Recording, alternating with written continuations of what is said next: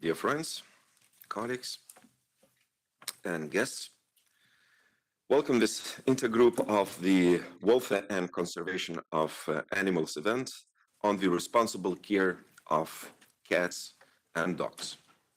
Today we will present a new policy guidance document that aims to support EU member states in developing companion animal population management policy. Very important one. People care deeply about dogs and cats. In many urban as well as rural areas in Europe, large numbers of cats and dogs roam freely up to now. Their health and welfare can be seriously affected directly when the stray animals themselves live under poor conditions, and indirectly when inhumane and ineffective population control measures are used. In the European Union, the majority of stray dogs are abandoned by their owner or born from unsterilized owned dogs that are free to roam. Certain groups of stray cats are also referred to as feral, meaning unsocialized. They have not had any contact with humans and are very often incorrectly seen as a wild cat. Instead, they are offspring of cats from private households. Managing dog and cat populations can help reduce animal welfare problems and public health risks with associated economic burdens. But years of ineffective or inhuman stray control can leave the public outraged and governments frustrated by the lack of progress. At EU level, there is no legal basis for dealing with stray purely on the basis of animal welfare.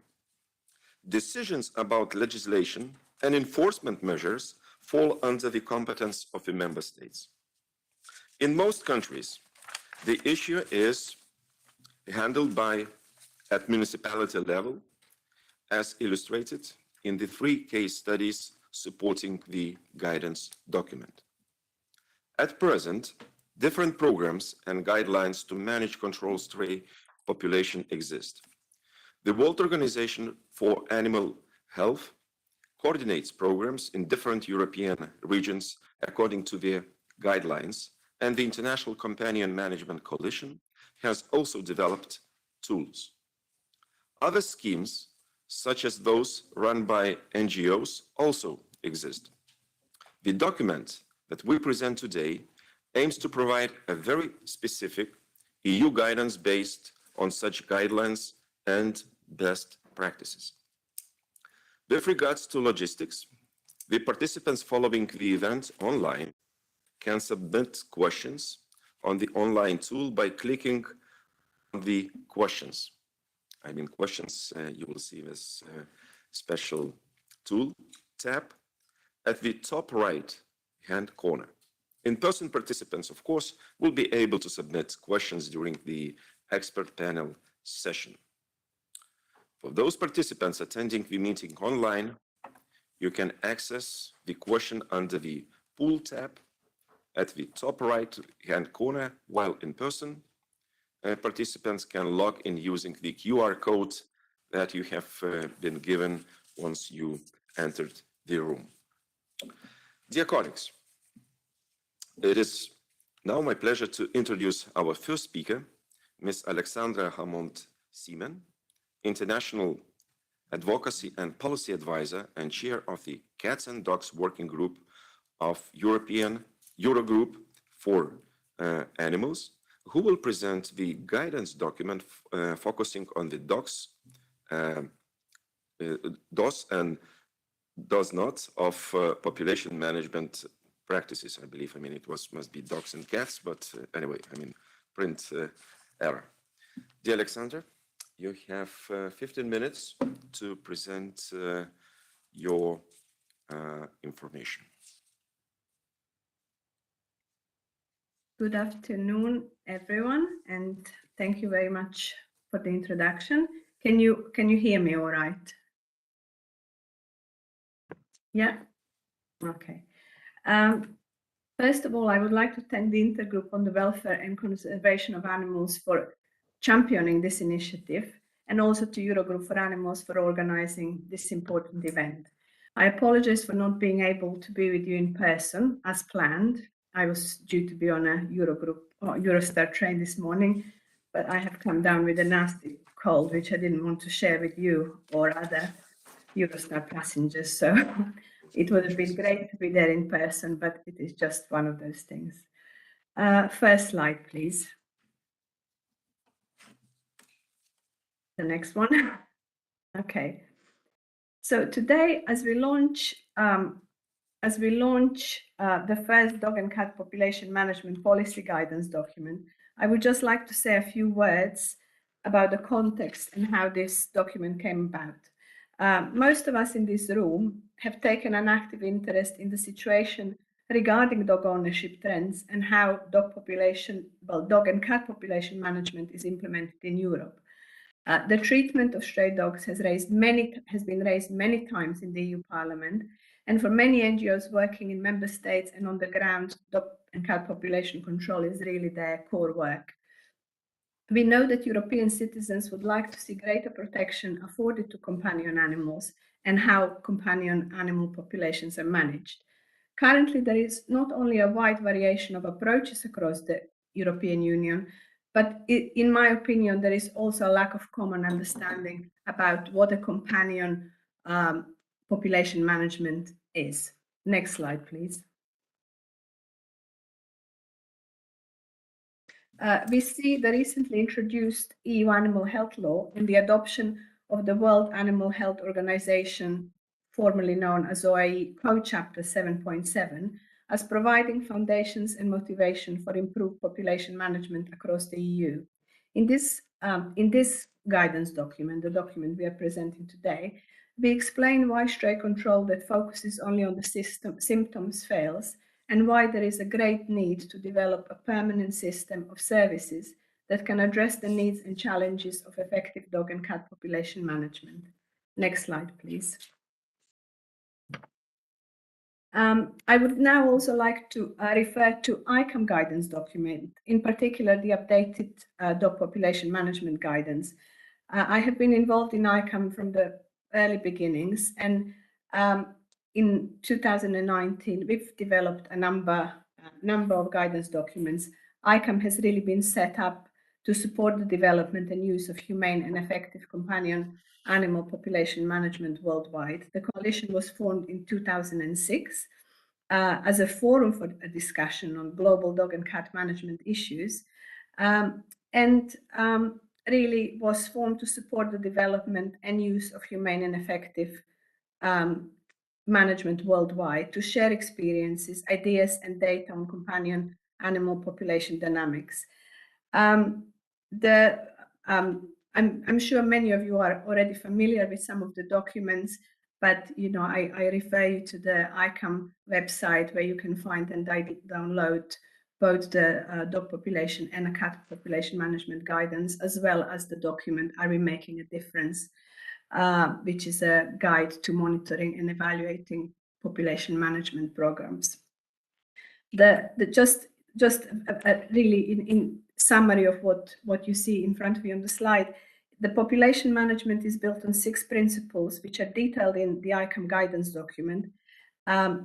They're all relevant, but in this European guidance, 2 of those principles are explained in more detail, and I will talk about them in more detail in a minute. Next slide, please. So firstly, the concept of focusing on root causes. We compare and explain the difference between classic stray control and population management in this guidance document. Traditional stray dog control has a very narrow perception. A common mistake is to focus only on the current roaming dog or cat population, leading to symptom-only control, considering all roaming dogs to be unknown, which we know is not the case, and be the sole focus of the control efforts. This might involve culling on the streets, catch and kill, or catch and reunite or rehome. When we broaden our perspective and we consider not only current roaming dogs, but also the subpopulations that make up the whole dog population, then we see a very different picture. Some of these processes are important sources of future roaming dogs, such as free roaming and abandonment of own dogs, often driven by unwanted breeding and irresponsible ownership. So effective management works to address the source of future roaming dogs, future roaming animals, dogs and cats, with a focus on the root causes. Next slide, please. In this guidance, we also introduced the concept of population management as a system underpinned by foundations that provide a political and social will for population management, and then the services which provide the direct intervention. This system must be appreciated as permanent because population management is not a one-off project, and as long as people own animals, there will be need for a permanent system that can address any unwanted consequences of animal ownership. And although there might be short-term projects to promote one or more services, the system must persist for the long term, striving to build a positive relationship between owners and carers and their animals, promoting responsible behavior of these people to maintain good welfare and mitigate risks animals might present to other animals, the environment, and people. The system must also adapt to changes in the way people engage with their animals, including acquisition of dogs and cats, which has changed hugely in Europe over the past decade or more, in particular with cross-border movement of animals. Next slide, please. Whilst recognizing the earlier principle of working to address the source of future unwanted and roaming animals as core to the population management, we also need to tackle the current populations, the current roaming dogs and cats. And this guide reflects on two relevant services. One is adoption using shelters or homing centers and the use of neuter and return to manage roaming animals in situ. Important consideration of each option are presented. These considerations are influenced by the local context and also the characteristics of individual animal. Hence, these services need to be used when appropriate and should be considered as options that can be used in combination. Next slide, please. This guide also presents a conceptual journey through 4 stages from stray control to effective population management. I know this is not very clearly visible here, but there is this you will be able to see in the guidance document, and the detail. I can just, I don't know if I think we have time. I'm just gonna run through the 4 stages.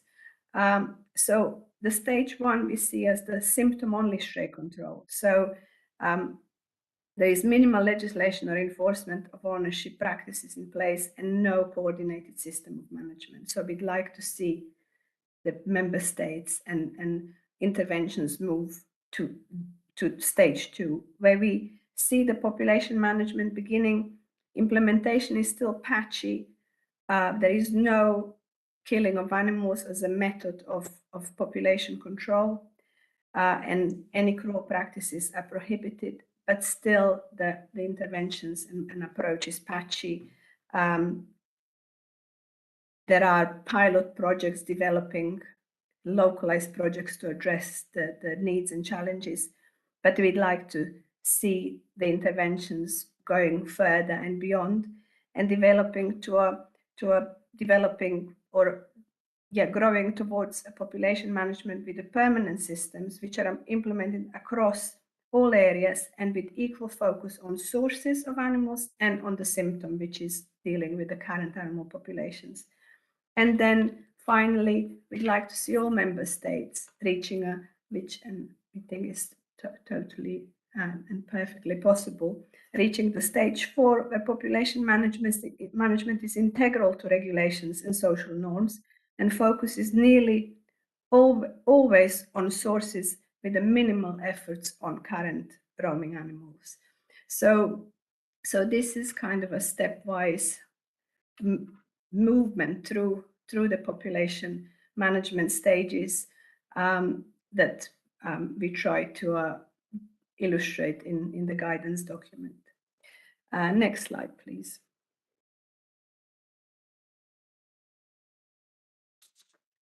The guide also recognizes that although local government is often leading in enforcement of regulations and implementation of many population management services, the national governments also have a very important role to play, providing governance, funding and training of local government authorities, and also helping progress those important owner behaviors through a combination of education, public campaigning, and development of suitable legislation that is both effective for managing populations and enforceable across the territory, recognizing that the right services to use for the current roaming dogs and cats may vary with the local community and with the individual animal. Next slide, please. The guidance is accompanied by 3 excellent case studies which put all the learning into practice. One will be presented in detail by the colleague just after me. And then there are 2 case studies which I will just briefly talk about.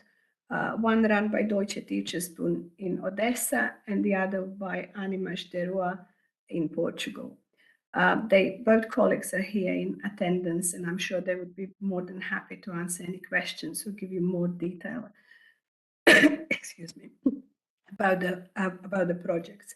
There is not much time to present the case studies in great detail, but they both demonstrate the impact of evidence-based interventions with good monitoring and evaluation in place to track progress and impact. Odessa project saw huge reduction in numbers of free roaming animals with targeted CNVR, community engagement and education. Ilha de Faro project, which was led by Animais de Rua and other collaborating organizations, similarly demonstrates how impactful the tools we have available for DPM can be when used to develop evidence-based designs via population assessment, and the projects which invest time and resources to properly identify and understand their problems before they embarked on interventions, so that they use that knowledge and that data and that understanding to design sustainable and effective interventions. Both projects invest in their monitoring and evaluation so that they can continually learn what works and are able to develop an adaptive management that can respond to changes in population dynamics and any other factors that might change. Really, both of these examples, including the third example, which will be presented here, demonstrate the impact of evidence-based approach to dog and cat population management, and also the importance of monitoring and evaluation for long-term sustainability and learning. So I hope I haven't gone too much over my time, and I thank you for your attention. Next slide, please, the final slide. Thank you for your attention, and I look forward to any questions you might have and to hearing from the next presenters. Thank you very much. Thank you, Alexandra, for your presentation. Indeed, very impressive info you just made available to us, as well as those case studies. I just want to highlight some numbers, incredible numbers. I mean, the project in Odessa started in 2004, and on the streets of Odessa have been around from 70 to 80,000 stray dogs, right? And by 2021, I understood, the number was reduced to 3,000 or 4,000, 20 times. 20 times. I mean, it's incredible. Those projects are indeed very important and practice-based. So thank you very much, and I'm looking forward for our further exchange. We will hear now about a case from Bulgaria, where the municipality of Sofia, that's a capital city of Bulgaria, adopted again a successful approach, which consisted of the mass sterilization and rabies vaccination of the stray dog population, and contributed to significantly reduce the number of stray dogs in this city. This is one of the 3 case studies illustrated in the guidance document, along with Odessa and Ilha de Faro, as mentioned by Alexander before. Ms. Petya Georgieva, Doctor of Veterinary Medicine from Trachea University of Stara Zagora, will present this important work. Dear Petya, floor is yours and you have around 15 minutes. Thank you. Hello, everyone. I am Petya Georgieva, a veterinarian at University, the municipal department of Sofia. Just the presentation. Yeah, thank you. The municipal department of Sofia, tasked with managing the stray dog population, I am presenting our activities over the last 15 years, a best practice example showing that the management of strays can be achieved in a humane way that is also effective, impactful, and sustainable. I will be co-presenting with our NGO partner 4PAWS, an international animal welfare organization with a local stray animal care team in Sofia. During my presentation, I will talk. Next slide, please. During my presentation, I will talk to you about the situation with stray animals in Bulgaria before 2008, the Bulgarian Animal Protection Act, and then go into the details of our new strategic approach to manage stray dogs started in 2008 that incorporates many different tools. Next slide, please. Before 2008, the treatment and management of stray animals in Bulgaria was not regulated by legislation.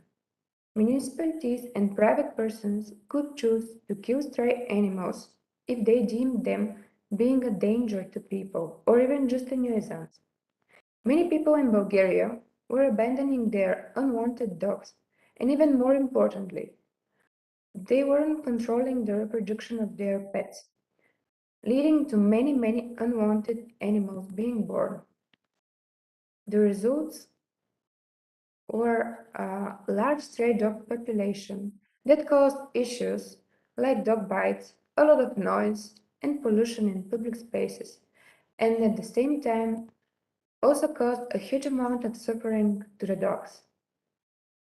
People regularly poisoned or shot the dogs, so did municipalities all over Bulgaria. From 1990, yeah, next slide. No, the previous. From 1998 to 2006, the practice called catch, keep for 14 days and kill is nothing but abhorrent. The most common reaction of the city officials was the launch of kill programs, which involves catching as many strays as possible. These animals were put down, often using barbaric methods. Only for 8 years, just in Sofia, are killed 70,000 dogs. Notice it's only in the capital. That Texas massacre cost the taxpayer 2.5 million euro and caused immense suffering and death. It's a hard pill to swallow because there are no results. Programs like this one are used not only in Bulgaria, but in other places in the world, and they have never yielded the desired effect of controlling the population increase. And there were no veterinary staff prepared to work with stray animals. Next slide, please. A new era has started. The killing of dogs is stopped with the law. In 2008, the first Bulgarian Animal Protection Act entered into force. In Chapter 5, are specified the measures for controlling the strays population based on the method trap, catch, neuter, return, accompanied by tight control over domestic dogs, were identified as the only effective approach for a lasting solution of the problem. Today, the law not only encourages neutering of pets, but also requires registration of dogs, thus aims to eradicate the root cause of the problem, the abandonment of unwanted and unidentified pets. Next slide, please. After unsuccessful attempts to permanently reduce the number of stray dogs over the last century, in 2006, Sofia municipality decided to apply a new approach for Bulgaria, which consisted of mass sterilization and rabies vaccination of stray dogs. Ecoravnovesие had to cope the tough task working side by side with 4 PAOs. What the new legal situation calls for is the catching of animals on the street, bringing them to shelters or neutering centers, caring for them professionally. That includes neutering, vaccinating, deworming, tagging them with ear tag and a microchip, and then releasing them where they were caught. After that, the vets register the microchip in the database so they can track what is happening to them over the years. Launching a campaign for free neutering of pets of owners from risk groups is a really important step in the mastering the population increase. Other main problem are the unwanted litters, which can be prevented with the ongoing castration campaign. Next slide, please. You can see the table on the slide, which is very indicative. There are nearly 30,000 dogs which have been neutered for the past 8 years. The amount of sterilized dogs is decreasing, so we can say we're on the right path. Next slide, please. Along with the catch, neuter, and return approach, there are other activities that have been implemented, all aiming to reduce the numbers of dogs in the streets and in shelters. Opening of new places in shelters. At the end of 2012, a large municipal shelter was opened in the village of Gorny Bugrov with a capacity of 840 animals, and a year later, an extension to that shelter was opened for another 684 dogs.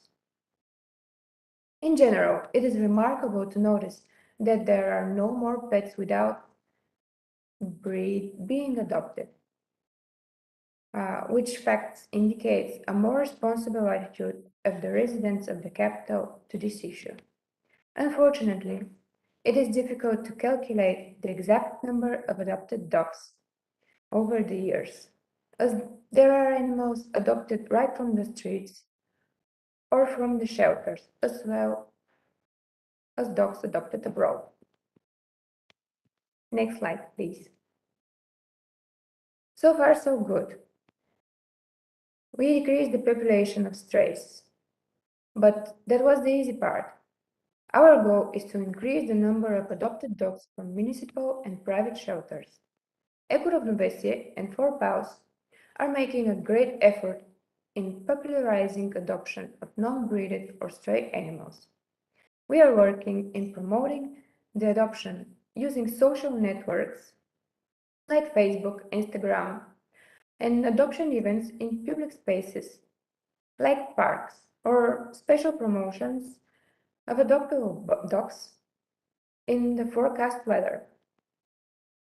According to the data of municipal enterprise Ecoravnovesие, the last few years, the enterprise managed to find a home and a loving people for nearly 3,000 dogs. The slogan of our campaign is adopt, don't shop. It's really not that hard. Go to the shelter, choose your child friend, fill up one paper, and you have a new best friend. Plus, it doesn't cost a penny. Next slide, please.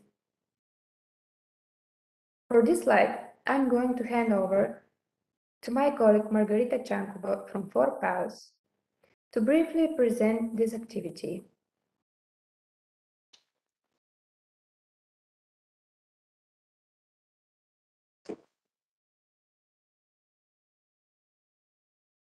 Hello, I'm Margarita Chanko, veterinarian from Portugal, Bulgaria. As a partner organization of the city, we support this project with sterilization, with treatment for sick and injured animals, responsible pet owner education, adoption, promotion, but also another unique project, which is training former stray dogs to become therapy dogs. The aim of this is to improve the attitude towards the dogs on the street and to decrease the cruelty towards them. We want to show that the strays can be valuable members of our society.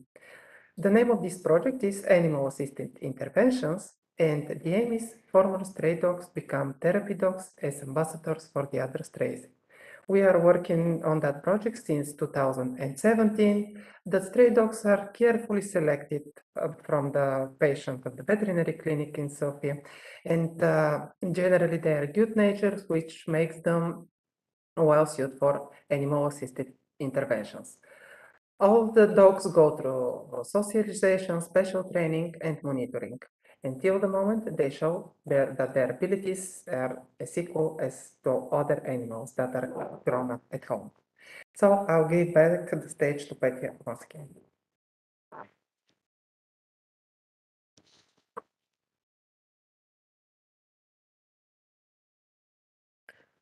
So that's our last slide. And now, the last but not the least, and important. Now, the most important part of this presentation, the results for the last 15 years. Over the period of the project from 2008 up to now, a significant reduction of the stray dogs in the municipality of Sofia has been documented. The project's impact has delivered a reduction from an estimated 11,000 dogs in 2007 to less than 3,500 in 2018, and a further significant reduction estimated up to 2022. Furthermore, the characteristic of the stray dog population changed from mainly unsterilized young animals to an estimated sterilization rate of over 70%, with the dog population also aging over time and a very few new stray dogs observed in recent years. In addition, a marked improvement of the welfare status of the remaining dogs was recorded, with most of dogs having dedicated caregivers providing them with shelter, water, food, and veterinary care if required. We hope that these encouraging statistics show that humane stray dog management can be impactful, effective, and sustainable. Thank you for the attention. Any questions?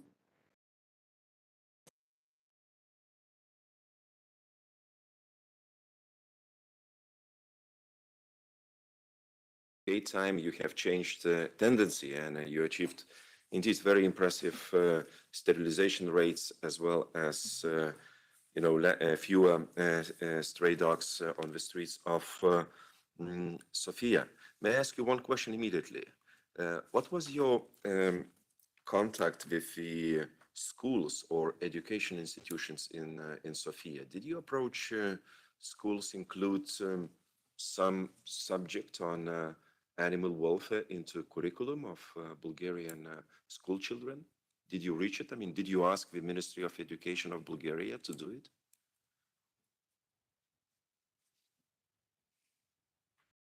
I can't answer that question right now. It's not part of my my work. Okay. So maybe later we will get this reply, but in any case, thank you very much for your presentation, and please stay with us for this panel discussion. Maybe you will receive more questions from people around here and online as well. So now we go to the expert panel, and welcome back. We will now proceed to the panel with two very experienced experts. I will first introduce Ms.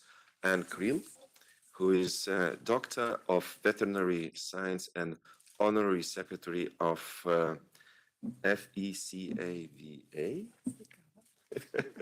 Fekawa, indeed. And the second expert is Mr. Paolo Dalla Villa, who is a technical officer, disaster management and animal welfare at WOAH, previously OIE, sub-regional representation in Brussels. Thank you very much to both of you. You came and joined us for this panel. Can you, both of you make some observations on your experience on population management? What are the lessons, tendencies, maybe certain bottlenecks in this process? I know that sometimes we approach ups, sometimes downs, but nevertheless, I would appreciate if each of you would make some observation up to 5 or 7 minutes, and then we can go on Q&A session. Maybe can we start from you? Yeah, can everybody understand me? Yeah.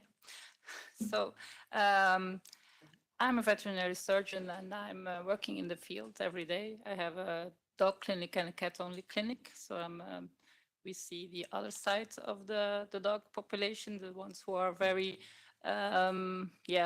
well homed and spoiled as well. So and I'm here to represent FE and FECAVA. We as European organizations see both sides as well, because we are lucky to live in the side of Europe where we don't see that much stray dogs, but we are aware of the fact that there are a lot of stray dogs.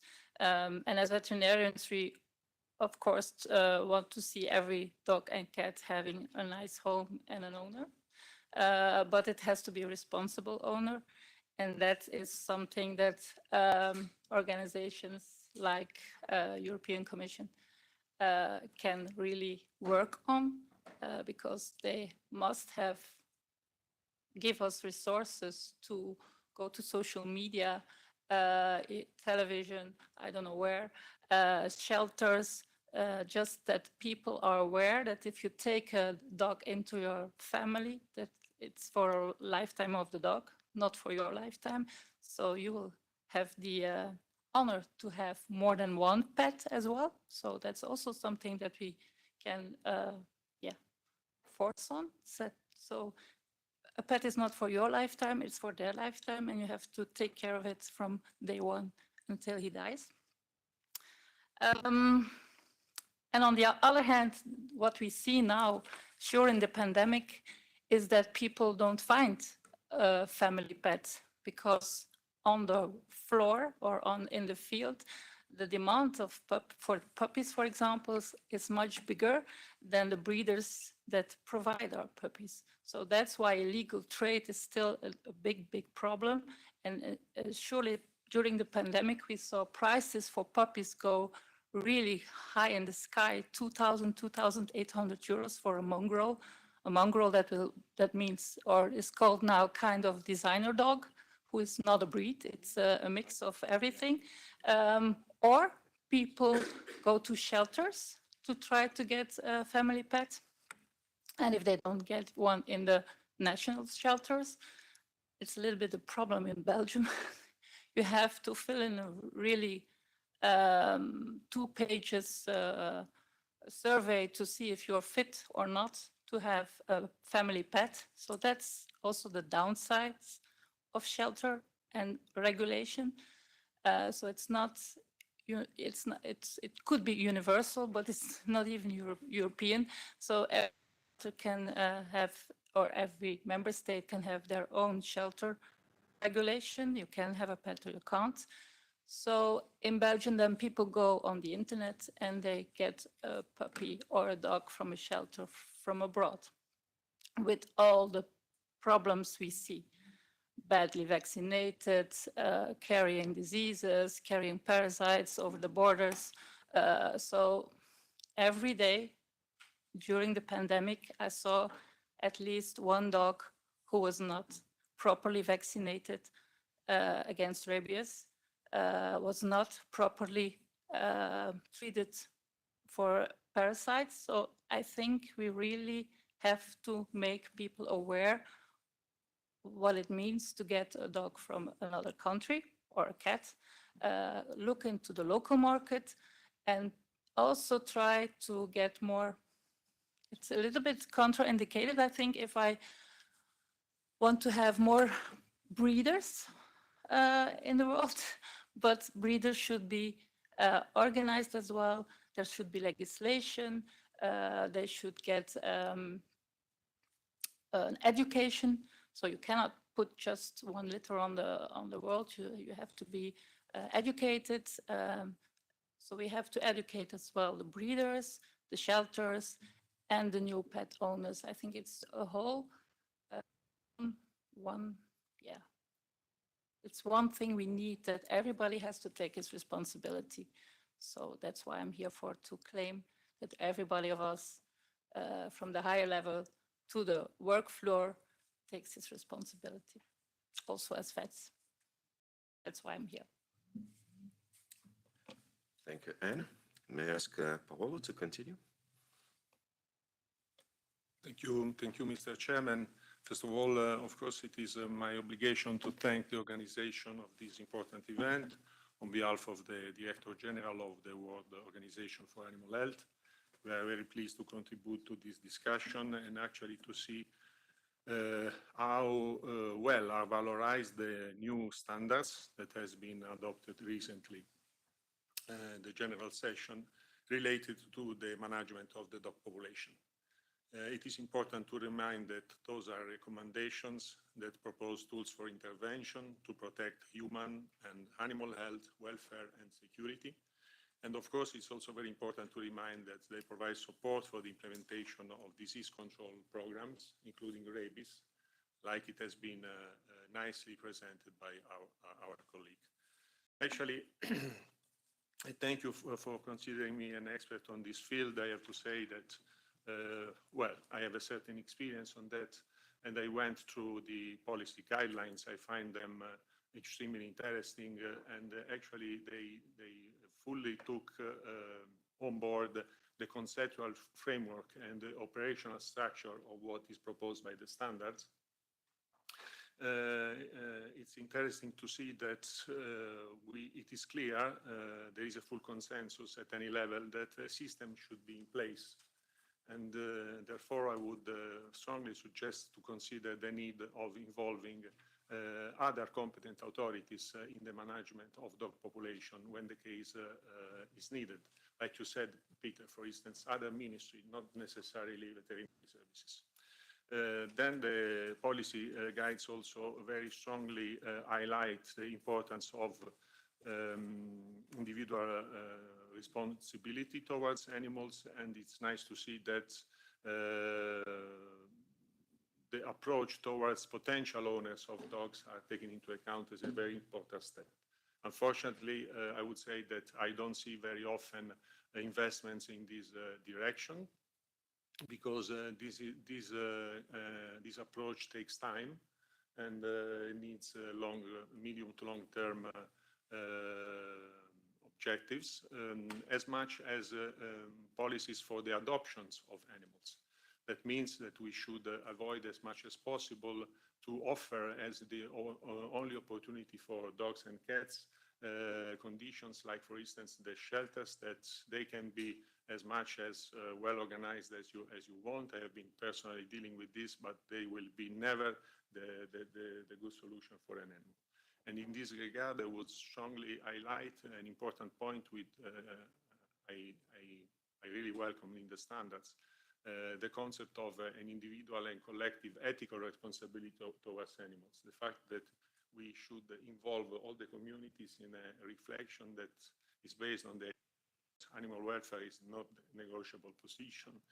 No way animals must be treated according to the best standards. Nevertheless, communities around must be protected for collateral effects, including possibility of disease spread. With this, I think that if there is a gap, normally seen while trying to pass from a conceptual to an operational framework, is the link to the local municipalities. So the local authorities that most of the time have the juridical position and the legal obligation to operate in favor of the animals. And this step must be taken as a very important element in order to improve the situation at national level. And the UOA actually operates through programs at the European level, including the platform on animal welfare for Europe that is actually proposing capacity building interventions and events, offering tools for countries to assess their progressions towards the full implementation of the standards. And we luckily, happily see the participation of some European Union countries that are making profit out of what the UOA is proposing for the welfare of animals and for the benefit of the communities. And I thank you so much again for having me here. Thank you. Well, there are very interesting tendencies, by the way, with the stray dogs or adoption or more dogs to be brought to the households. You remember Corona closed down? There had been such a demand all of a sudden for, especially for dogs, with whom you can walk on the streets. Others were not very much permitted. And it was steep increase, especially in some shelters in adoption. And now with the hardship coming to the social economic, let's say, reality, many families unfortunately can't sustain anymore.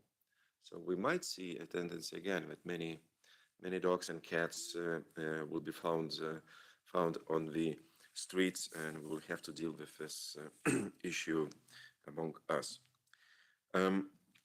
Please note, dear colleagues, that we would appreciate your answers to two questions on the poll that will help us understand the scope population management issue. The first question is, are stray cats and dogs present in your country? Yes or no? You will have 10 minutes to answer this question, and we will have then to move to the second question on the poll. So you can click and find that question already probably in online. And now we have a good time to take questions online as well in person among those present in this room. From which we should start, Andreas? I would suggest that we start first with the room, and that we take then the questions online. Very good. So it's accepted, and I'm looking around for any indications among those present here who wants to ask any question or make any comment.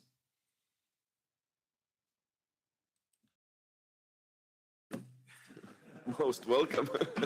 I was waiting for not to jump in front of the ladies, maybe. Yes. Okay. Thank you very much, Mr. Chairman. My name is Claudiu Dumitriu. I am representing the National Animal Welfare Federation from Romania. And first of all, I'm happy that this issue is again of the agenda of the intergroup.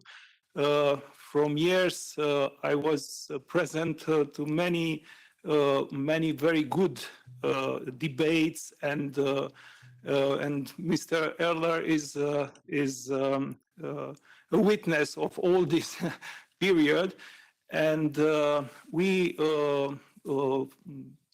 showed some of the solution. And we hoped that also Romania will come steps further in a very humane and efficient way of handling. Also, with Mr. Dalla Villa, met in earlier times, and we away, but also, as Mr. Dalla Vida told us, some of the European countries take this, let's say, these measures and have consideration for this way to do it.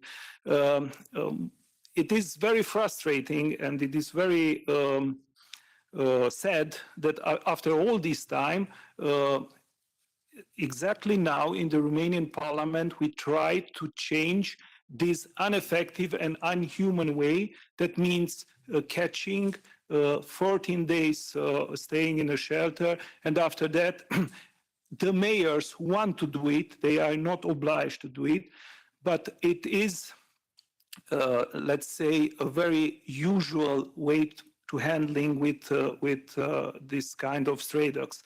And in all these years, also we saw in Sofia what means this kind of approach and how much it costs and how inefficient, and it takes all the years are getting again and no solution and no stop for this problem.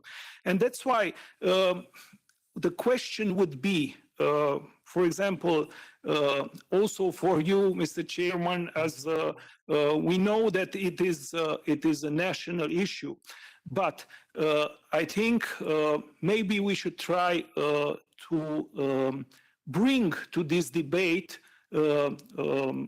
also Romanian colleagues, also Romanian authorities. Maybe you take into consideration to visit us in Romania and make maybe a debate together with OEA and Mr. Dalla Villa and his colleagues.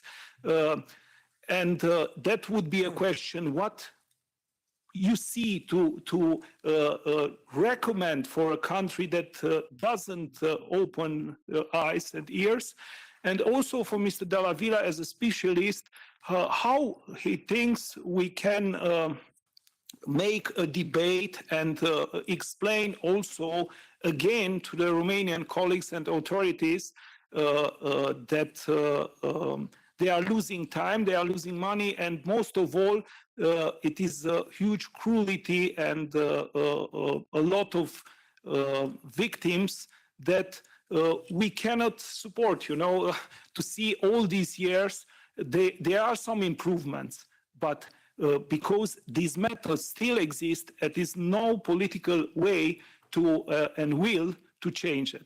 And that's my request. Maybe you can discuss with your colleagues and bring them, for example, to these kind of events. Thank you very much. Thank you, indeed. I mean, maybe we can consider your first question or two questions you just made right now. Thank you. I mean, this is very, you made it very openly. I mean, you didn't hide any issues or problems which still exist in Romania in this regard. You know what I did when I was a member of national parliament? I organized association. I mean, it was, let's say, beginning of 2000. And I started to speak about this issue publicly. I mean, I created a certain public narrative that animal welfare must be treated as an important issue, because before it wasn't like, I mean, come on, there are more important issues. I mean, new bridges, streets, schooling, and so on and so forth.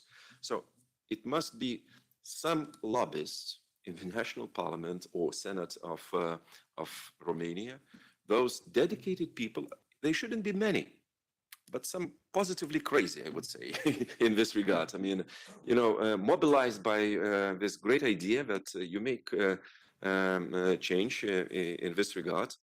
And, you know, then we started, I mean, to have meetings. We started to invite government officials. We went to visit shelters, and, you know, it became an issue, I mean, somehow. And I'm very happy that it was picked up by my successors. I mean, now we have quite a group of, and I would say, vocal politicians. I mean, they raise different issues like food industry, you know, problems and so on and so forth. But, you know, I mean, they exist. And I don't know, I mean, is there any such a lobbying group in Romanian parliament? maybe we should empower them or invite them to become those positive, because I mean, it should come from inside. I mean, you can't impose, kind of new measures, new guidelines if there is no local interest and cooperation. Then it is very complicated. So I wonder, maybe we can have online discussion with some Romanian politicians, members of parliament. If you give us any names, we can arrange this.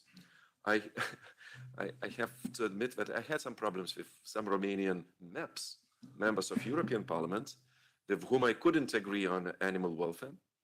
They said, no, it's not a problem. I said, it is a problem. They said, no, it's not a problem. Okay, so no.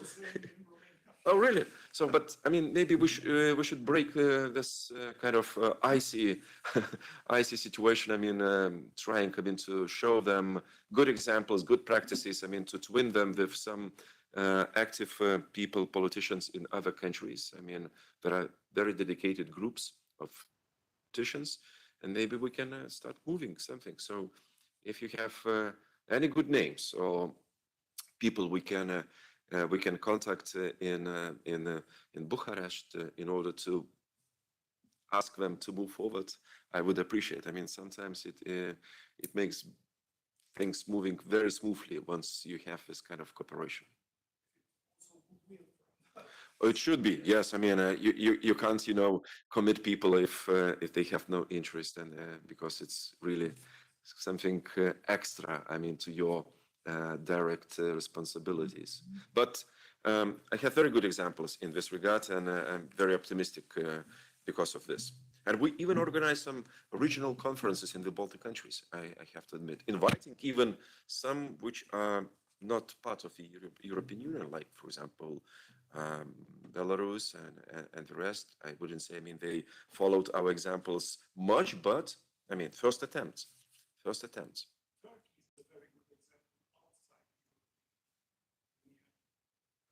Really? Okay.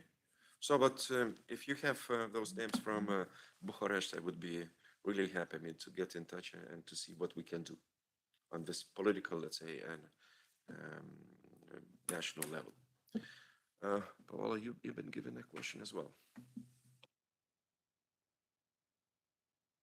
Thank you, Claudio, for your considerations in my capacities. But to make a punctual comment on this, it would be needed to have a clear understanding of the situation of your country in terms of evidences and all the elements for making this kind of advice, which is not the case. Whereas I would suggest you, picking up the comment of the chairman, to try to engage all the stakeholders that are really meant to be involved in dog population management, and in relation to the effects they may have on the different perception of your people towards animals, because at the end it's very much a matter of valuing them. And in this case, I would share a little bit, perhaps, the frustration with my veterinary colleague representing the federation, is that, and this is really my experience, most of the time this issue is seen as a very much technical issue, but we veterinarians, we know how to do it and what to do it, and we normally do it very well. The point is that there is a much larger space and an important role for the societal dimension of this problem that is actually perceived in a different way, because it is very much a matter of how it is perceived. Animal welfare cannot be defined a problem, or cannot be said if it is important or not. It is there, and animals deserve consideration at any level. This means that it's important to open the discussion, involve the stakeholders, and the difficulty is to proactively involve the ones that are against the way you try to approach and change the system. Because the change in the system should be proposed in a way of a progressive, incremental way, because it has been said, not by me, that animal welfare is not a revolution, it's an evolution. society is going in this direction. So I believe that slowly we should be confident on this, and we should actually value what we achieved. And from my perspective, Claudio, already the fact that you are having a legislation on this matter that is pretty recent, it's a good sign. Then there are elements for implementation of the legislation. I have heard very many times that resources are needed, but it has to be transparently said that sometimes resources are there and are not properly allocated. Most of the time there are very good resources that are not activated. So it is very much a way of collaborating in a constructive manner. And I mean, all the efforts in this regard will be supported also on our side, for sure. Thank you, Paolo. We can move now to online questions. There is quite a few of them. Yes. So the Andreas? first one comes from Eric Ringstrom, and it is a question for Petja. He wanted to say, you mentioned that it does not cost anything to adopt at shelters in Sofia. Do you have any cooperation with any adoption organizations that export the dogs from Bulgaria? Do they pay anything for the dogs? Petja, are you with us?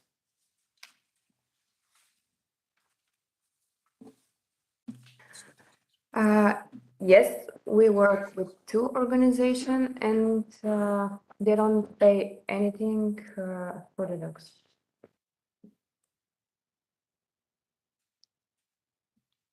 Thank you.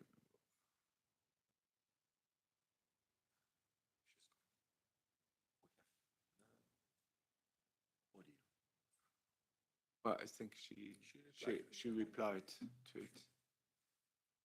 So we can move to another question by Valentina Bagnato, who asks, how can NGO persuade countries still convinced that the mass killing of strays is still the right solution to reduce and control their population? The NGOs? This is for the NGOs.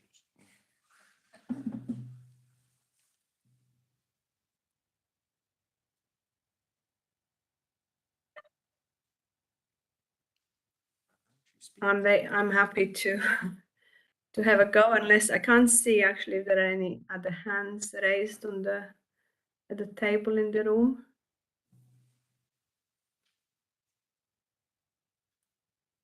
No?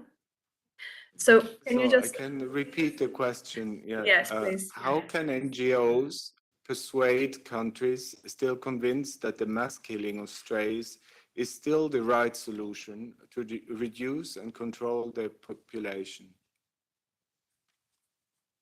Well, I think for certainly in the EU, and most European countries have outlawed killing of animals for population, as a means of population control, and it's something that is not longer acceptable in Europe. And I think I don't know if you can just, certainly from an ethical point of view, I think there isn't very much convincing that we need to do that. I think, you know, it is clear to me that, and I don't know if don't want to talk in that context anymore.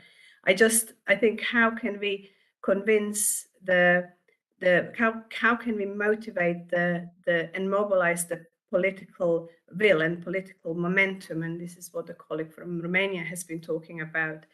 But what the frustrating bit for us is, why aren't we there yet? We know we have the tools, we have the know-how, we have the resources, we have in many instances, we have the European citizens and the public engage and wanting us and willing us to do better? And why aren't we still, why are we still here, and why are we still finding, certainly on the ground, and encountering challenges?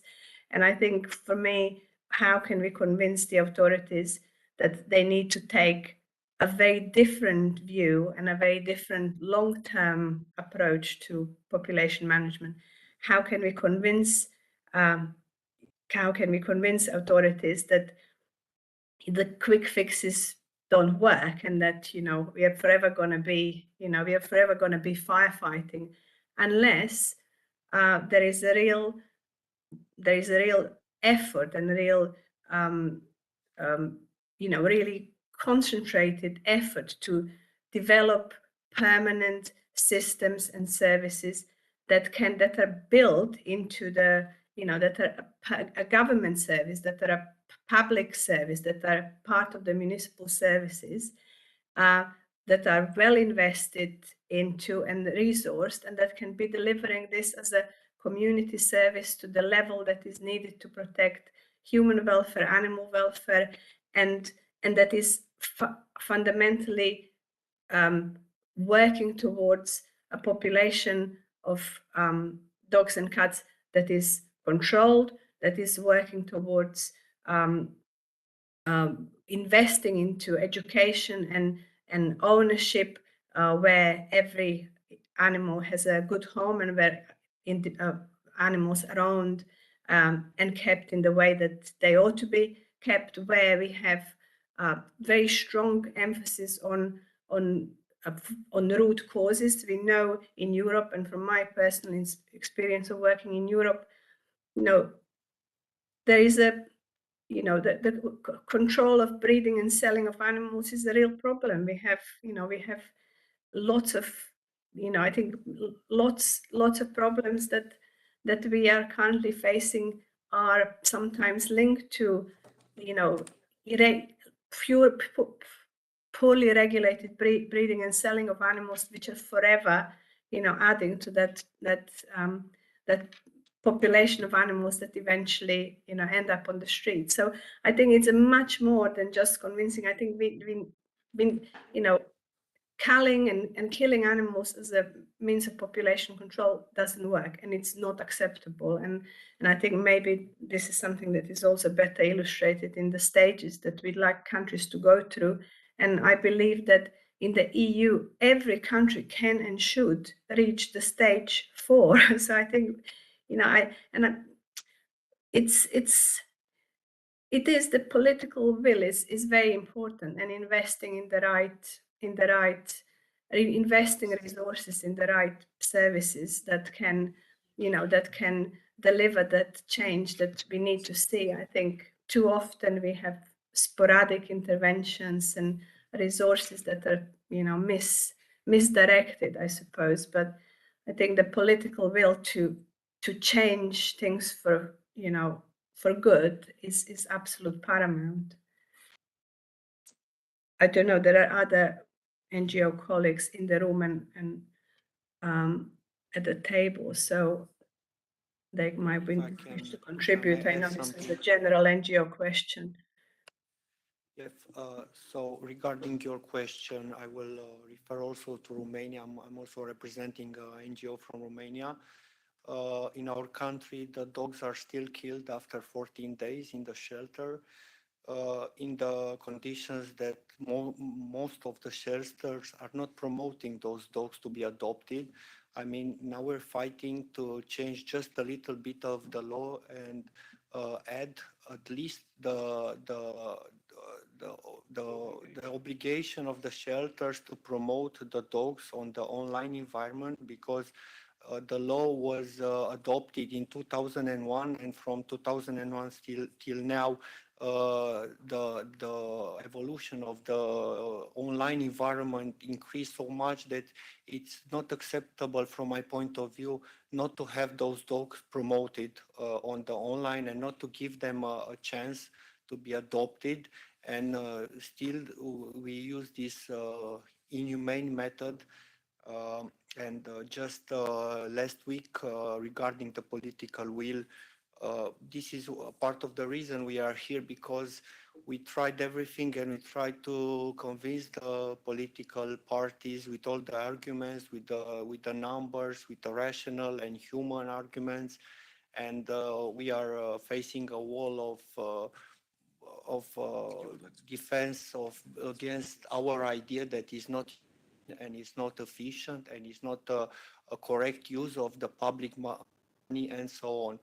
And in this point, I know that your role is not to intervene in a country policies, but we feel that we need some kind of a third party that can intervene and can confirm the things that we are hearing here. And I'm very happy that everyone is sharing our opinion that the correct way is to address the unsterilized dog and the dogs that don't have a microchip. They cannot be determined to a certain owner. But right now, the truth is that in our country, we have from 3.5 million registered dogs in the registered dog database.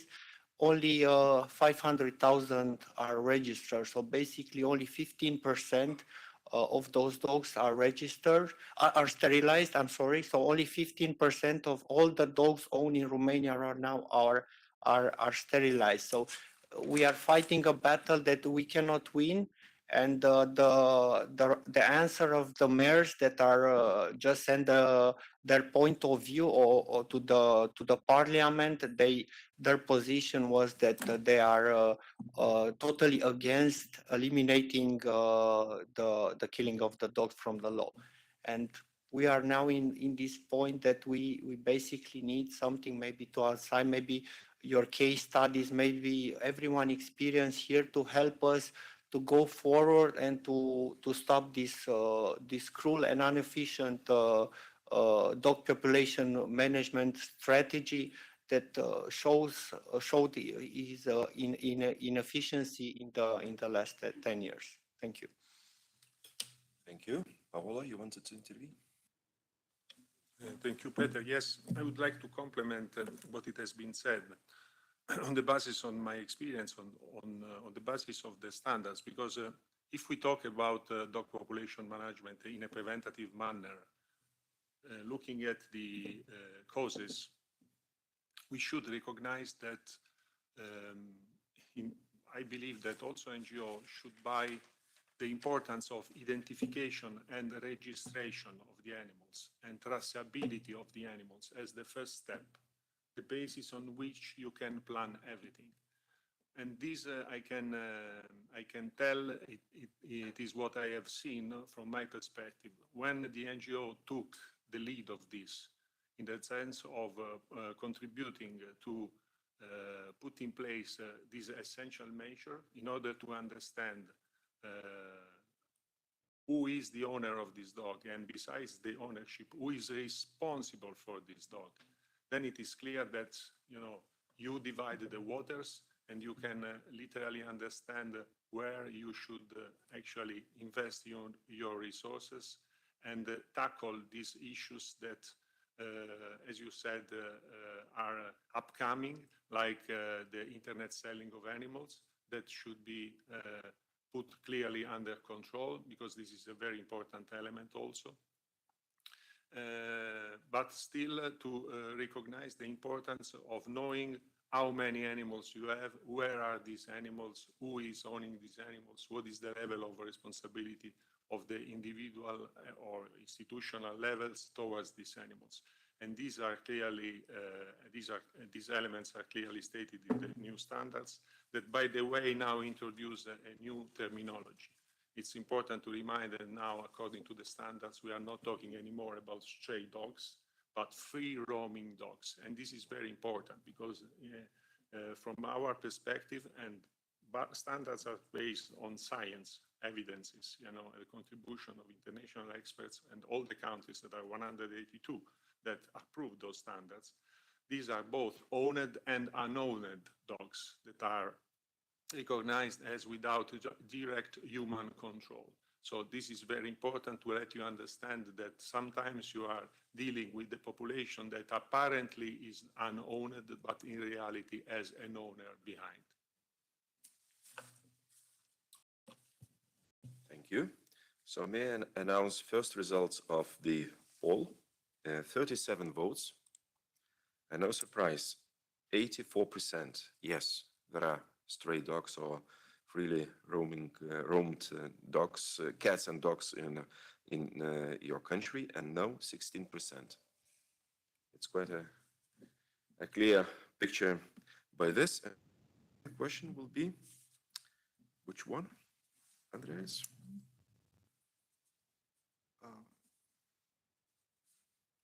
Oh, this one. Here, Yeah. yeah.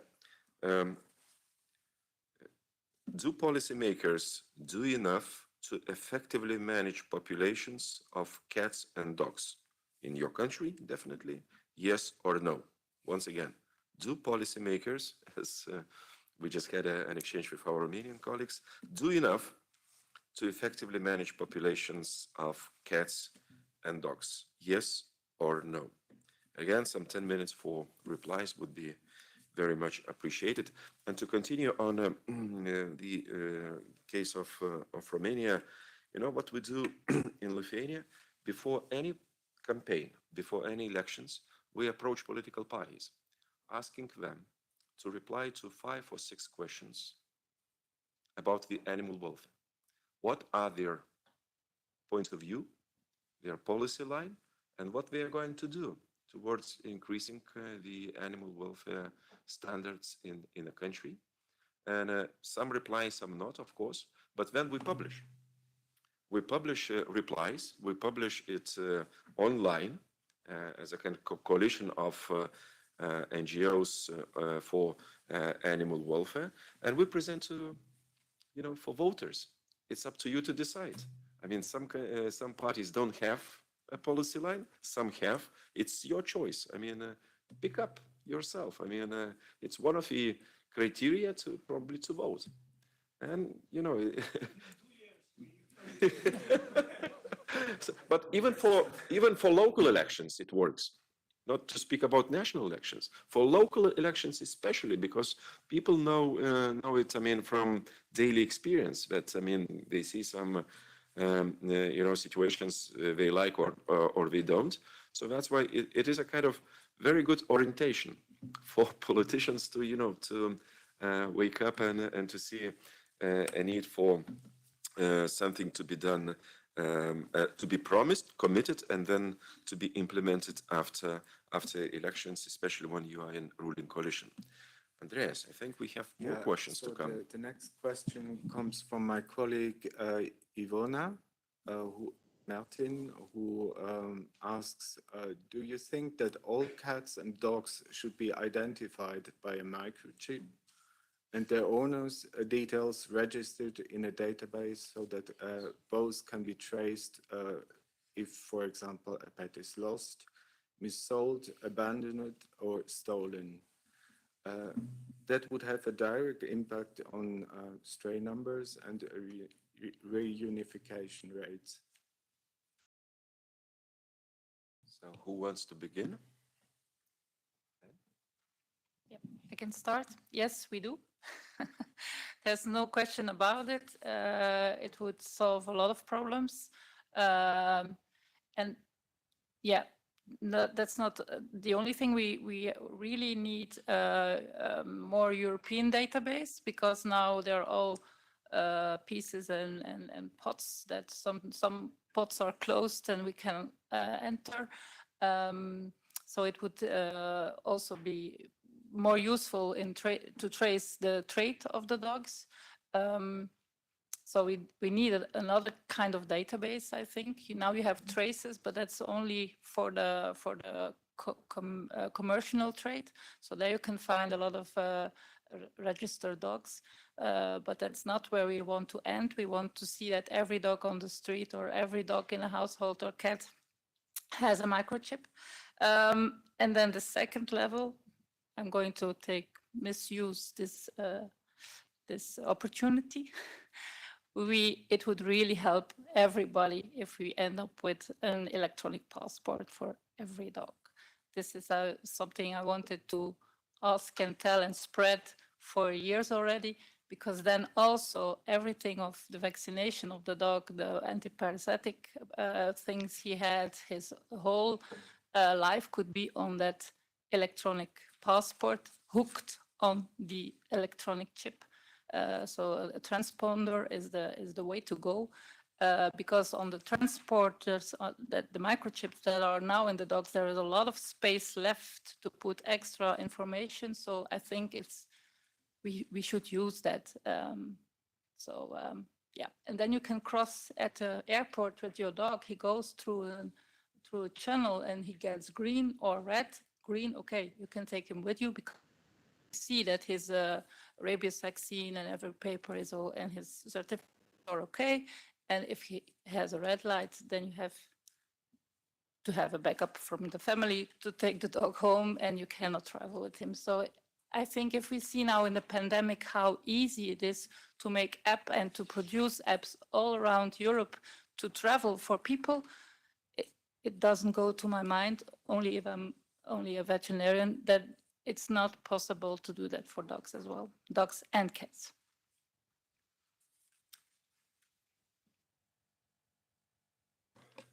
Add on this issue? No? Andreas, can we continue? So the next question comes from Catherine Lawler from Ireland. She asks, what are member states' experiences of trap, neuter, release, return programs for cats?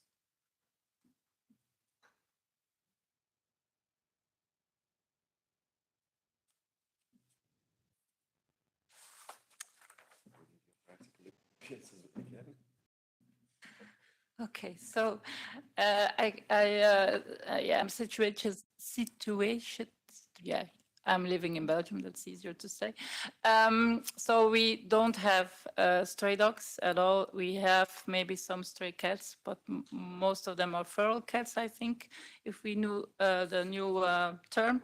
And in Belgium, it's mandatory to register and identify your cat for a few years now already, and they go into a database as well. The other side of our legislation is that young cats has to be neutered very early before they get into new families, so before 15 weeks. I must say that that's a little bit double, but because I think that we will end up maybe in a that we don't find a family cat as easy as we should. But on the other hand, another thing, very important thing, is that we see in practice is that a stray cat or a feral cat often likes to stay a feral cat.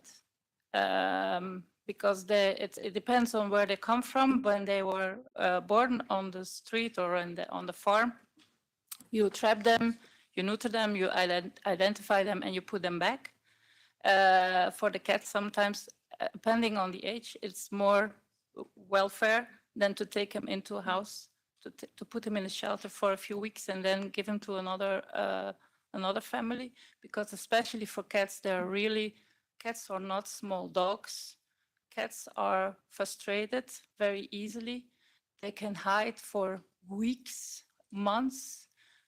Then in practice, we hear, yeah, I got the kitten or cat from the shelter, and he's so nice, he doesn't move from his chair. The whole day he's on his chair. That's a really stressed cat. He doesn't dare to come from the chair or from the cupboard. He stays there the whole day because he thinks he's the most safe, high on the cupboard. So that's another question we should answer. I think a real feral cat is better to stay a feral cat and not to come into a household. Not all, but it's not the owners. They cannot see it. So it should be specialists that say, okay, maybe it's better for your cat if she pees in the house. She wants to know that she wants to live outside. It's outside and not inside the house. So for cats, I have a cat-only clinic. Cats are really special species. You can't ask them, but you really need to learn to read them. So yeah, those programs where they put them then into a shelter or in a rehab home, they should be inspected and they should be licensed, and people who work with cats should have a special training, really. It's not the same as a dog. So we're learning a lot. Alexandra and Petya, you have a lot of practical experience as well. I mean, can you share the cats issue we just started to discuss? I will have to pass on this one, and I wonder whether maybe the colleagues from, because I'm really, my expertise is mainly with dogs, so I'm really not the person to talk about cats, but I wonder whether this is now an opportunity for the Portuguese organization to talk a little bit more about the case study and maybe say a few words. They're most welcome to join. If they're, I think they're in the room, but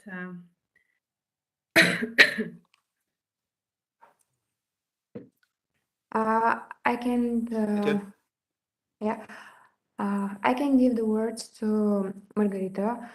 She is incorporated in castration with cats, and here she is. Hello, because we are talking about cats, I just first of all want to agree that the cats are not little dogs and the cat identification must be mandatory. CMVR, TMVR actions, they are not working well when the community is not engaged with the whole problem with the cats. In 2020, Sofia municipality asked purpose for the expertise over the stray cats because, for example, Sofia municipality, they are not working with stray cats. They're planning to do that, but they need somebody to help them. What is our expertise about CMVR activities over the cats? The CMVR activities, like in dogs, they are not working if the community is not engaged into the whole process. With the dogs, it's much easier to reduce the population than with the stray cats using CMVR and TMVR activities. So this is what we believe, especially for Bulgaria and for the other countries in Eastern Europe where the stray cat problem arises, is that after the dog population is decreased with CMVR, catch, vaccinate, neuter, and release activities, sorry for using abbreviators, and when the stray cat population increased, is to engage the community, the local stakeholders, the whole the municipalities, and also, if possible, to do all the measurements to stop the increasement of the population using human methods. Thank you, Paola. And excuse me, just because another question arises, and it is also good for the cats. Before that, you asked the Sofia municipality representative about the animal welfare related issues in schools. Petya doesn't know that, but Forpol supports Sofia municipality in this way again, as well, sorry. We are working with the regional mayors who are responsible for the schools in Sofia. So we have a program called Children Learn How to Protect Animals. And yes, the animal welfare topics and also the topics that are related with stray dogs and stray cats are part of this educational program. What else, which we found as a good example, is during the time of the pandemic, we created a video related to the stray cats. And the video is about the children, the teenagers, that is related also with stray cats and how we can help with managing stray cat population. So this is what we can say at the moment. Yes, we continue to work with our stray cat issues. Thank you, Paola. Thank you, Peter. So having said that, the OA has no standards on cat population management, and having strongly underlined that, as we are saying, there are substantial differences between dog and cat populations in terms of cat ecology and cat population dynamics. I can suggest our participant from Ireland to have a look to the Italian experience, because Italy took since 1991 the norm that establishes that stray cats must be managed on the territory. So they cannot be kept in catteries or shelters unless for mandatory checks made by veterinary services, and then they must be released on the places where they are caught. So the legislation is in place since very many years now, and there are very good experiences that are showing you that the system works, considering that there are, as I said, substantial differences to be taken into account. And in this regard, I brought to my colleague here. It is a 2021 paper published recently, and this is about public opinions on 7 different stray cat population management scenarios in Belgium, which means that there are different options here proposed, including the catch, neuter, release one. Thank you so much. Thank you, Paolo. So we can move to one more. The next question is from Irina Molfesi from Greece, who says, is FECAVA officially positioning itself against cross-border adoptions in general? And if this is the case, why do they not specify what countries present a threat and increase control at borders rather than condemning all cross-border adoptions? I think as FECAVA, we are not completely against cross-border adoptions, but I think it's necessary to control them a little bit more than in this stage, I think, because often we see young puppies and the problems of zoonotic diseases and are sometimes not enough recognized and not enough supported.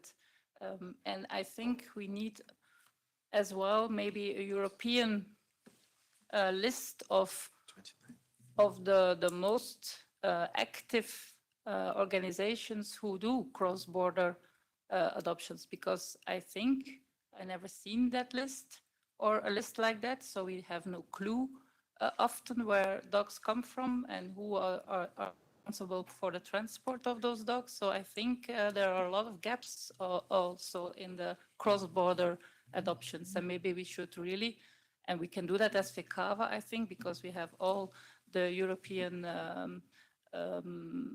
small animal associations under our umbrella. We could easily do a survey to see in which countries, which NGOs or which organizations do most cross-border adoptions. So if you want, we can start this survey for sure, and then we can see what the results are. Thank you, Anne. Paolo?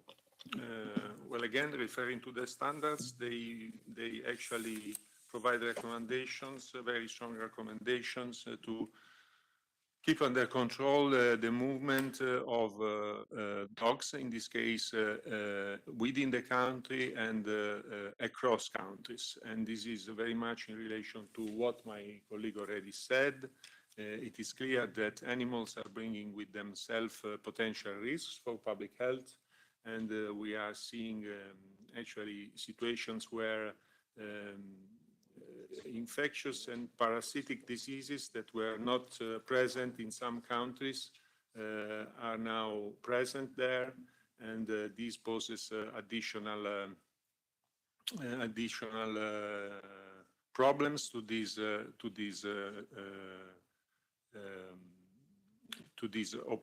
option of dealing with the management of stray dogs, which is clearly positive in sense of goodwill, but our message is that the health of those animals and the welfare must be clearly and carefully assessed, and these animals must be in the condition to be moved. Thank you. Andreas, do we have more questions? Yes, there are further questions. The next question. Organize a conference. It's quite. The next question is from Jana Narodowska, who says, thanks for the interesting presentations. Scientific publications report that the main centers of illegal dog breeding are located in Central and Eastern Europe. It is reported that organized crime groups are involved in such activities. Have any speakers, in particular from Eastern or Central Europe, encountered this phenomenon? If yes, how the activities of organized crime groups look like?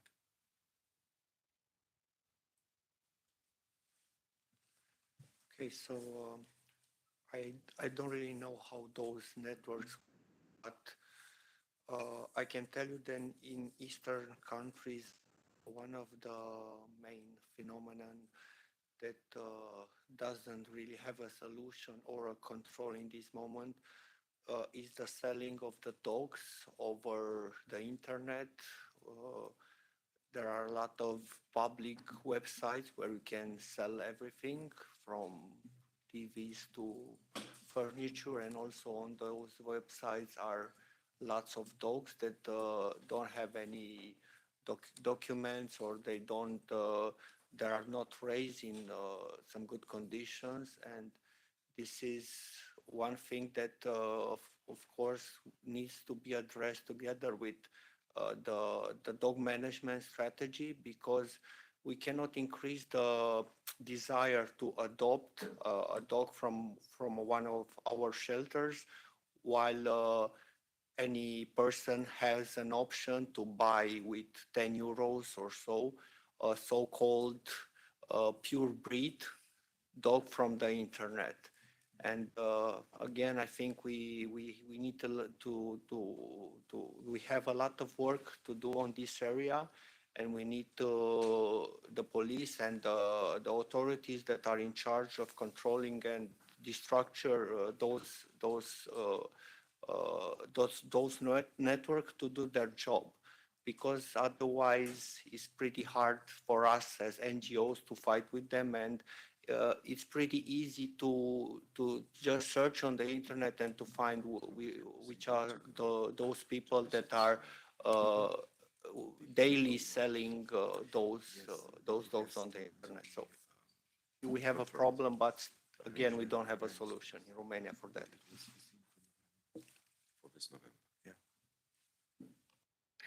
If Mr. Chair, if I might just add Yes. something, sorry. Most I welcome. Thank you. I just wanted to say really that we are really now addressing some of the most important factors, I think, in where we are, where the main challenges in Europe certainly are happening. And I think my colleague Paolo already mentioned the importance of identification and registration and really getting that traceability. And now the issue of breeding and selling has also been raised. And I think both really are going to, unless those two, in my view, absolutely critical issues are effectively addressed through legislation and enforcement, I think we are forever going to be, firefighting, and because I think those two are the most important sources of that contribute to the unwanted populations of animals in the countries that are still facing and still dealing with visible. And now we saw the percentage was quite high, where people are reporting still dealing with visible dog and cat populations. So I think animal identification and registration and the control of breeding and selling are of paramount importance and absolute prerequisites to successfully and effectively addressing the issue in Europe, at least. And yes, I think those really are the factors that significantly contribute, and that unless we close the tap, really, we are forever going to be, processing and dealing with the symptoms. So yes, I just wanted to highlight those two as really the most salient and most important areas I think that we need to address further through legislation and good implementation and enforcement. Thank you. Thank you. Just to recognize that we see this challenge as a big problem, no doubt, from our group, from Animal Welfare Group. And we plan to visit The Hague, the Interpol headquarters, because not every time illegal trade of animals is recognized as a kind of organized crime activity. It is neglected, downsized. But financially, it's a big issue. Billions, go here and there. Not to speak about the animal welfare, but as well as risks arising for public health, because those animals cross sometimes many borders in Europe. So we're going to follow this issue in order to highlight the most important elements and in order to find possible solutions, because it's not just the national cooperation among the different institutions. It must be international cooperation as well to identify, to go after, as well as to prevent any of those crimes, and we should call it as a crime, indeed, from happening. So that's why maybe we will come up later with some, hopefully this year, with some conclusions and some information you will be able to receive as well. Andreas, we are a bit time squeezed. Can we have one more question? If we will have more questions, we will try to reply to you in written. Okay, so if it goes well with you, maybe we can take one more question and then go a bit to the end of the session. Well, there is one by Ellie Hebe, who says, we have heard today how important sterilization of owned dogs and cats can be, as this addresses unwanted litters, which are a source of future free roaming. Many owners are willing to have their animal sterilized, but lack access to these services. What can be done to improve access to sterilization services, in particular in Eastern Europe, where access to these services seems particularly limited? Is it true? Is it true? Lack of strange, a little bit strange. Paul, they said I have to hook to you because my camera is not working. He said, but anyhow, it's a little bit strange remark, I think, and that's also the one thing we as veterinarians tell the future owners to think about before they get an animal in the house, before they get a pet. It doesn't start with getting the cat or the dog in the household. There are responsibilities that come with that. And so if you have a cat and she's not neutered, it's your responsibility as an owner to make sure that she's neutered. And of course, we as vets, we have more than a hobby. It's our life, it's our job.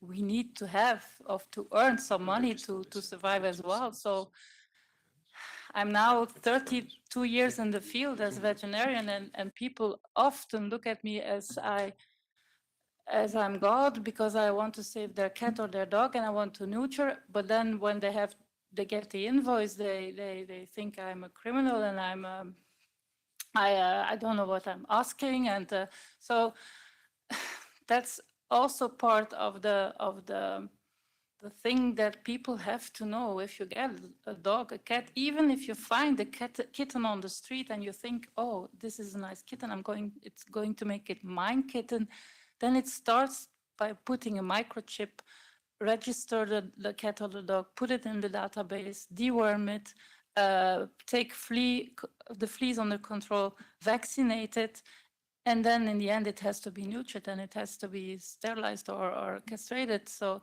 that's and if you don't have the money, I'm not saying that people who don't have money cannot have a pet as a friend, because then I will be killed as soon as I leave the building. But there are some responsibilities, and if you count in a lot of countries, like in Belgium, we have our Prince Laurent, who is really animal lover, and he has his corporation. And if you really don't have money, you can go and ask if somebody can do it for free in shelters. Kittens are often neutered for free as well, or on a low price. But on the other hand, it's the responsibility of the new owner to keep his pet. And what I hear from stray dogs that are captured, neutered, and then released, they get deworming once. My question is, why once? Okay, you cannot take them in every year to get their deworming, but the one deworming will not make the difference, and maybe the deworming can go to the amount of money of a deworming can be used for a microchip, because I don't think that microchip as such is such a big investment. That's one thing I wanted to say as well. A microchip doesn't have to cost fortunes. To me, I don't know, don't shoot me if I'm wrong, but it doesn't cost a lot. And it doesn't cost a lot to put in it as well. It takes 1 second and the microchip is in. But then it starts, then it has to be registered. It has to go to the right database and it has to be looked at. That's two different things. But as an owner, a new owner, whatever you take in the house, even if it's a hamster or a caviar or I don't know what, or a rabbit, it's your responsibility. You have to take care of it as long as it lives. That's what I said when I started. It's the lifetime of your pet, not your lifetime. It's the lifetime of your pet you have to take care of. So I don't think that the price of the neutering can be an issue. And you have to ask before you get, or you have to ask yourself, do we have the money for a pet? Because it also has to eat as well. If I can just give a short answer from our perspective from Eastern Europe, we did campaigns with plenty of NGOs, and we went door to door, especially on the countryside, and we told them that we will sterilize and put a microchip for free, and still they didn't do it. And until the law will be enforced and somebody will go and check if the dog is sterilized or not after we offer the possibility to do it for free, and still they don't do it, and I don't know, give a warning, and then after a month give a fine or something, we're fighting a battle that we cannot win. So the problem of enforcing a law, if we have a law, we have a mandatory law that forces the owners of the dogs that are not from a certain breed to be sterilized. But if the law is not enforced, we cannot fight the unwanted puppies that are thrown every day, hundreds or thousands, that we need to take from the field and to support. Thank you. Paul, I know you have to leave soon, but maybe you have some final remark. Well, my very final remark is that I believe, really, I think it has been a very nice discussion. I think all the elements are there. And I also, what I want to stress is that, they are well understood. We know where we are. And from here, we should really, all together, with the best of our intention and capacities, to work together to a common goal. Minimal steps, but this will make a big change. Provided that from my perspective, it is very much a cultural matter. And I can tell you, I have experienced personally situations where, for instance, during the tragic L'Aquila earthquake time, we have been subsidizing sterilization of dogs for free. People did not do it because this is something in their brain that is not acceptable. So the concept the concept is that it is important that within the responsibility of an owner is the concept of controlling the reproduction of your animal and the destiny, potential destiny of the puppies. So we should work for a cultural shift in the direction of considering animals for what we are and humans for what they are. And I believe that all of us can play a role, including the World Organization for Animal Health. Thank you for inviting me. It's been really a great pleasure. It was a pleasure to have you, Ola, and to have your comments. And I'm looking forward for our future cooperation as well. And will be more to come. At this point, probably we have to stop taking more questions. Andreas promised to reply in written. He's committed to this. And to coordinate also with speakers. The speakers, because the questions were addressed to different people. So yeah, that's right. So we will do it in a due course. And now I have to read the results of our second poll, reminding you that the question was: do policy makers do enough to effectively manage populations of cats and dogs? With answers yes and no. Yes, 17, no, 83. Very much compatible with the previous one, was, as you remember, 84-16. So there is a space for improvement, and here we probably agree with no any further debate needed in this regard. So I'm very thankful to all of you who took part in those two polls. It's a clear indication, a kind of our indication for our path in future in this regard, for new commitments and new projects to be implemented and our cooperation to be continued. So let me to make some very final closing remarks, because we're approaching a final minute of our meeting. As you have seen in these presentations and discussions, the guide provides a conceptual journey from stray control through to effective population management that is integrated into the regulations and social norms. It aims to equip anyone dealing with population management control and to ensure progress for the sake and welfare of animals and society as a whole. We are all aware that dog and cat populations vary significantly within countries, as such as human attitudes and behaviors towards dogs and cats, hence, and there is no single one intervention that will work for all situations.